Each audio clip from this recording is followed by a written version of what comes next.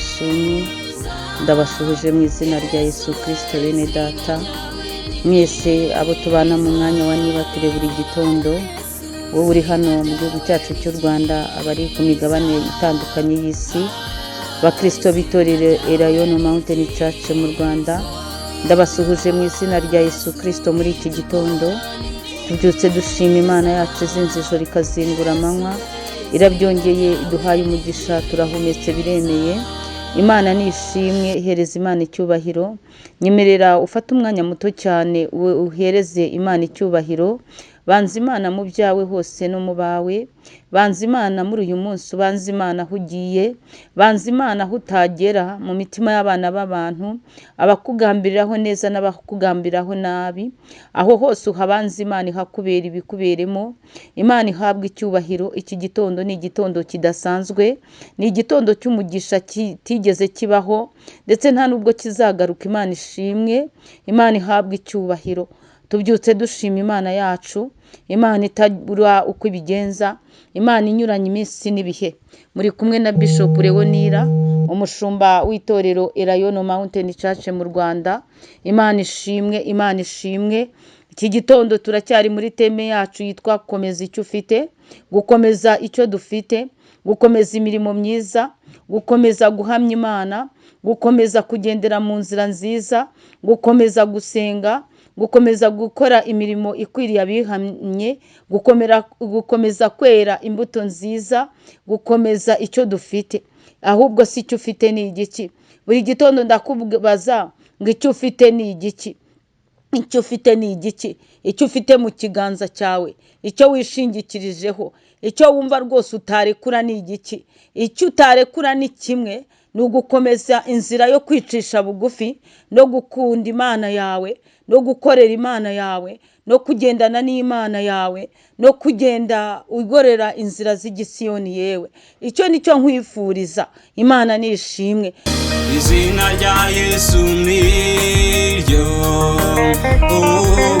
riruta ayandi uzabaho, nawe irankawe Yesu urahebuje ibihe byose. Turi muri iyi teme yitwa gukomeza, gufata ugakomeza cyangwa se ukagundira, ukavuga ngo ntabwo narekura agakiza, nta cyantandukanya n'urukundo rwa Kristo. Si uko natawe, si uko nanzwe, si uko napfushije, si uko inzara yateye, si uko nabuze ibyanjye, si uko nta na kimwe cyagutandukanya n'urukundo rwa Kristo. Wowe komeza ube mu bihe byo gusenga, ukomeze wizere Imana. Ni Imana y'inyembaraga n'inyamaboko. Ejo twasomye ijambo ry'Imana rivuga ngo niyikingura ntihagire uwukinga, kandi niyikinga ntihagire uwukingura. Imana ishimwe. Iravuga ngo komeza ibyo ufite, hatagira ugutwara ikamba ryawe. Uyu munsi rero nyemerera twongere dusome igitabo cy'umuhanga Salomo, Imigani ibice bitatu. Dusome umurongo wa 21. Titire y'ijambo handitse ngo uko imibanire y'abantu ikwiriye kumera. Imana nishimwe. Tukiri muri ya teme yacu yo gukomeza ibyo dufite, ibyiza ariko apana ibibi. Uko imibanire yawe n'abantu ikwiriye kumera. Imana ishimwe. Dusome umurongo wa 21 twihuse. Mwana wanjye, komeza ubwenge nyakuri no kwitonda. Ijambo ry'Imana rirakubwiye ngo komeza ubwenge nyakuri no kwitonda. Ujye witonda iminsi yose, witonde ugiye kuvuga, witonde hari icyo ugiye gukora, witonde kuvugira mu ruhame, witonde ibyo ugiye gukora byose ugiye witonda. Ijambo ry'Imana rirakubwiye ngo mwana wanjye, komeza ubwenge nyakuri no kwitonda. Biragoye cyane kubona umuntu uhubuka atagwa mu mutego wo kubeshya. Biragoye cyane kubona umuntu uhubukira gukora ibintu atagwa mu mutego wo kwangiriza ibintu, cyangwa se mbese wo kwiramya no kwihimbaza, kuko nta kwitonda kuba kuri muri we. Umuntu wihuta mu byo avuga, akihuta mu byo akora, akenshi ashiduka yarabaye igihubutsi. rero ijambo ry'Imana rirakubwiye ngo mwana wanjye komeza ubwenge nyakuri no kwitonda. Ese ubona ugerageza kwitonda? Iyo ugiye kuvuga urabanza ukitonda, ukibaza ku ijambo ugiye gusohora mu kanwa kawe ngo mwana wanjye komeza ubwenge nyakuri no kwitonda. Ese ibintu ukora ubona udahubuka? Ubanza kugisha inama umwuka wera ngo akuyobore, akubera umujyanama. Mwana wanjye komeza ubwenge nyakuri no kwitonda. Iryo ari ijambo ry'uyu munsi, ngo ntibive imbere y'amaso yawe, ntibikave imbere y'amaso yawe. Ubwenge nyakuri no kwitonda ntibikave imbere y'amaso yawe. Imana nishimwe cyane. Nuko bizaramisha ubugingo bwawe kandi bizabera ijosi ryawe umurimbo. Ubwenge nyakuri no kwitonda ngo bizaramisha ubugingo bwawe, ngo kandi ijosi ryawe, uko kwitonda kwawe mu ijosi ryawe uzakubona azabona utamirije biju nziza cyane, ngo bizabera ijosi ryawe umurimbo. Imana ishimwe. Kandi ngo 10:24 ngo nuryama ntuzagira ubwoba, ni koko uzaryama kandi ibitotsi byawe bizakugwa neza.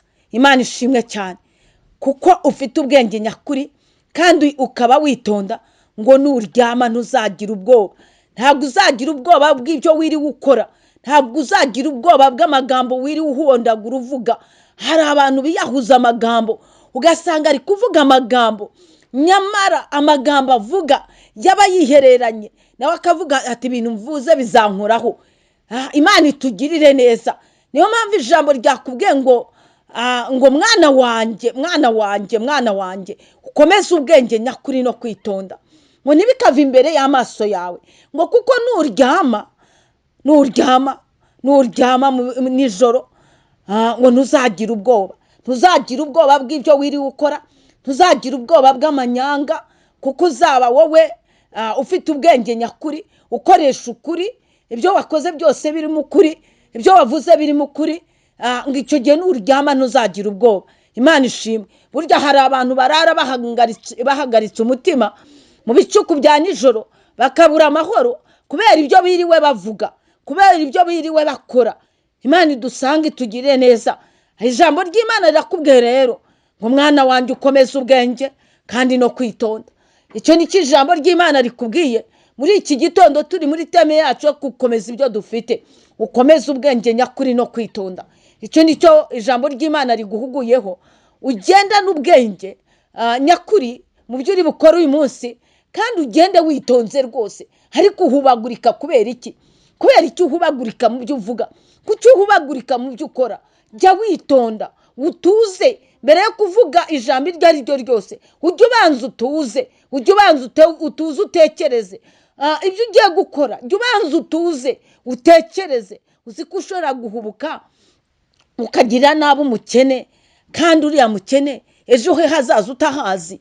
Jya ubanza utuze, jya ubanza utuze mu byo ugiye kugirira abantu, jya ubanza utuze mu byo ugiye kubwira umwana w'umuntu, yaba umukene cyangwa uworoheje. Jya ubanza utuze. Hari igihe uzabibwira cyangwa uzagirira nabi, ukabwira nabi umuntu, kandi wari mu masengesho akomeye, agataka akaririra Imana, yamarira yakakugarukaho, kandi mu bifatika wamubonaga rwose nk'umuntu utagize icyo avuze. Ariko imbere y'Imana hari igikomerezwa, Imana ikamuhorera, ugasanga ibyo wiratanaga umugirira nabi Imana ibikuyeho. Rero jya ubanza utuze. Ijambo ry'Imana rirakubwiye ngo komeza ubwenge nyakuri no kwitonda. Mu byo uvuga n'ibyo ukora ujye ugira ubwenge kandi witonde. Shalom shalom. Muhaye muronke, mugendane ubwenge nyakuri, kandi mu byo uri bukore wuzure kwitonda. Nuhura n'umuntu ujye witonda ugiye kumuvugisha. Imana ishimwe. Haleluya. Imana ibaha umugisha. Shalom. Izina ryawe ni ryiza.